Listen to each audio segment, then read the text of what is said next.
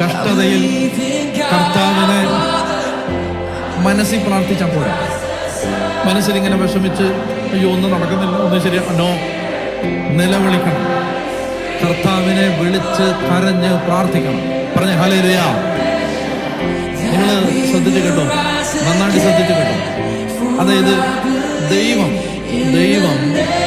ഏത് വ്യക്തിയെയും, നന്നായിട്ട് കേൾക്കണേ, ദൈവം ഏത് വ്യക്തിയെയും നയിക്കുമ്പോൾ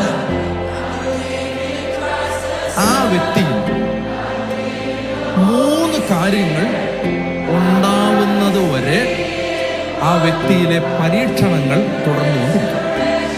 ഇതൊരു വലിയ വെളിപാടാണ് കേട്ടോ. ദൈവം ഏത് വ്യക്തിയെയും നയിക്കുമ്പോൾ, ഒരു ദൈവ പൈതലിനെ ദൈവം നയിക്കുമ്പോൾ ആ വ്യക്തിയിൽ 3 കാര്യങ്ങൾ ഉണ്ടാവുന്നത് വരെ ആ വ്യക്തിയുടെ പരീക്ഷണങ്ങൾ തുടർന്നുകൊണ്ടേയിരിക്കും.